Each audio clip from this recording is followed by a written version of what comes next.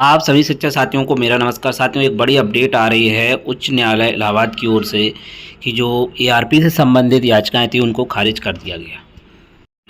जैसा साथियों, academic resource person की नियुक्ति से संबंधित माननीय उच्च न्यायालय इलाहाबाद में केस लगा हुआ था, जिसकी समस्त याचिकाएं आखिर खारिज कर दी गई हैं और उसका आदेश भी जारी हो चुका है। क्या कुछ आदेश में रहा है, क्या सारी अपडेट आप सभी को इस वीडियो में बताई जाएगी।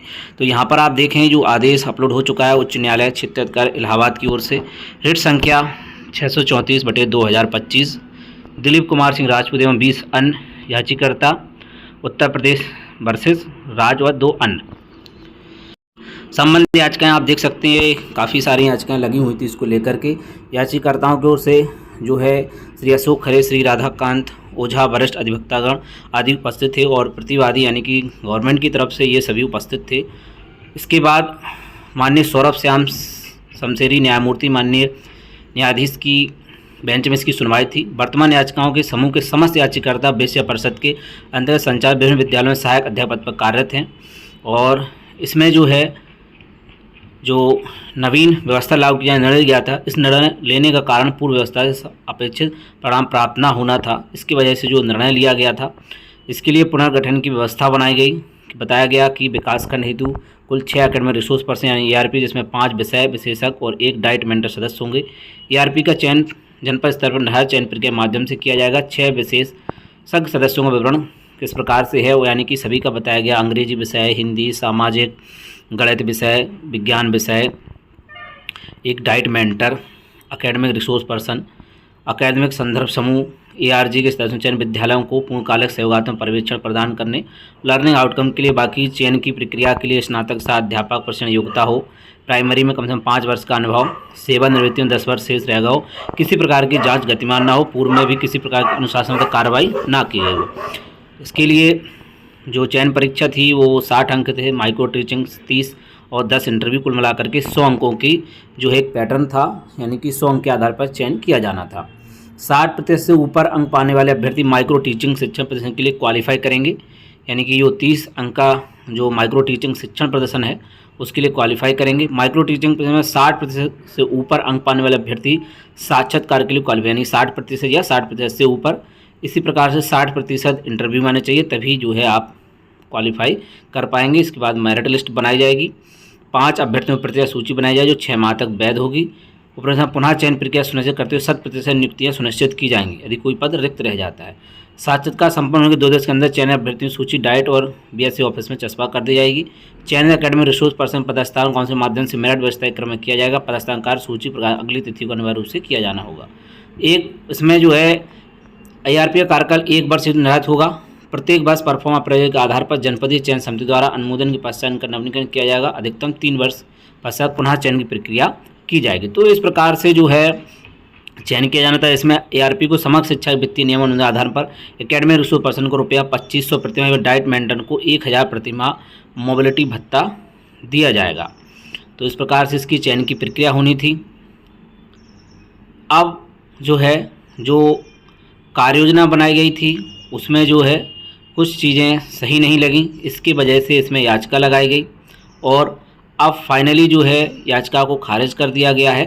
तो जो कोर्ट की ओर से मेनली जो चीज़ें कही गई हैं उसी को देखते हैं, क्योंकि यहाँ पर बताया गया कि नियुक्ति आदेश के अनुसार उनकी नियुक्ति अस्थायी और प्रारंभिक कार्यकाल 1 वर्ष निर्धारित किया गया। परफॉर्मेंस के आधार पर 3 वर्ष निर्धारण किया गया था, यानी कि वर्तमान तक करीब 5 वर्ष का कार्यकाल पूर्ण भी हो चुका है जो पूर्व के लगे हुए हैं एआरपी। मार्च माह 2025 तक कार्यकाल बढ़ाया गया था। उसके बाद जो है नवीन समय सारणी जारी की गई है और उसमें बताया गया एआरपी के रूप में अधिकतम 3 वर्ष का कार्यकाल पूर्ण करने के उपरांत पूर्व में कार्य कोई भी एकेडमिक रिसोर्स पर्सन भविष्य में एआरपी चयन के लिए अनर्ह होंगे, यानी कि ये आदेश किया गया।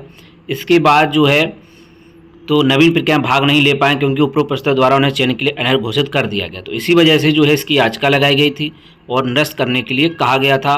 समस्त जो वकील थे पूर्व में एआरपी का कार्यकाल 3 वर्ष पूर्ण करने में भविष्य में उपरोक्त पद के चयन के लिए अनर्ह कार्य आदेश पूर्णतः मनमाना है एवं भारत के संविधान से 14 का उल्लंघन बताया गया था। 3 वर्ष से अधिक कार्य किया है, उनके विरुद्ध कोई कार्य संबंधी कोई शिकायत नहीं है, तो उनको मनमाना आदेश द्वारा नवीन चयन प्रक्रिया के लिए अनर्ह घोषित करना वैध अपेक्षा नहीं मानी गई थी। तो उसके लिए याचिका लगाई गई। अब इसमें कोर्ट ने जो अपनी बात रखी है उसको आप देख लीजिएगा। फाइनली जो कोर्ट का जजमेंट है, मेन पॉइंट पे चलते हैं। यहाँ पर आप 27वां बिंदु देखें, यह अविदित है कि एक नीति के अंतर्गत सभी याचिकाकर्ताओं को पूर्व में ईआरपी बनने का मौका दिया गया।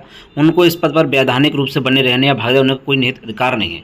यह भी अविदित है कि नीति को बदला भी जा सकता है, जैसा पूर्व में किया गया। इसका लाभ वर्तमान याचिकाकर्ता हुआ है।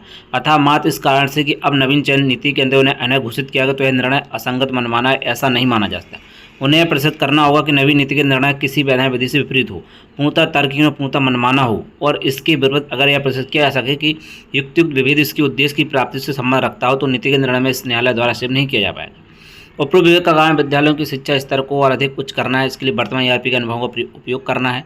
यह अविदित है कि याचिकाकर्ता मूल कार्य शिक्षण है। उनका सर्वप्रथम कर्तव्य अपने छात्र छात्राओं की शिक्षा स्तर उत्तम करना है। इसके लिए उनके द्वारा अर्जित अनुभवों का लाभ यथाशीघ्र उनके छात्र छात्राओं मिले, जो उनके उद्देश्य और कर्तव्य के लिए उत्तम है, वरना बच्चों के लिए अत्यंत उपयोगी। इस कारण यह है कि न्यायालय नियमावली 1981 नियम 27 का संज्ञान लेता है। न्यायालय इस कथन का भी संज्ञान लेता है कि ईआरपी प्रदेश स्तर पर मात्र 4400 पद हैं, जबकि शिक्षकों की संख्या 4 लाख से भी अधिक है और इस प्रक्रिया की शेष अवधि बहुत कम है। अतः इस अल्प समय अंतराल में अगर ऐसी नीति जिससे अधिक से अधिक शिक्षक ईआरपी पद के अनुभव लाभ ले सकें, इसके लिए अगर इस युक्तियुक्त उद्देश्य की प्राप्ति चयन प्रक्रिया में कुछ बदलाव के कारण उन ईआरपी जो पूर्व में 3 वर्ष तक उस पद पर कार्य कर चुके हैं, चयन प्रक्रिया अनर्ह घोषित किया गया है, वो पूर्णतः मनमाना नहीं हो सकता है। इसका उद्देश्य वृहद लाभ के लिए इससे याचिकाकर्ता किसी भी तरह के पक्षपेश से पीड़ित न पाया जा सके। उपरोक्त विभेद प्रत्यय अप्रत्यक्ष रूप से मनमाना नहीं माना जा सकता है। याचिकाकर्ता यह भी करने में असफल रहे कि अनर्हता से उनकी अग्रिम सेवा भविष्य में कोई प्रतिकूल प्रभाव हो सकता है। इसके विपरीत जो शिक्षा ईआरपी लाभ नहीं ले पाएंगे उस स्तर की शिक्षा से कदापि वंचित रह सकते हैं।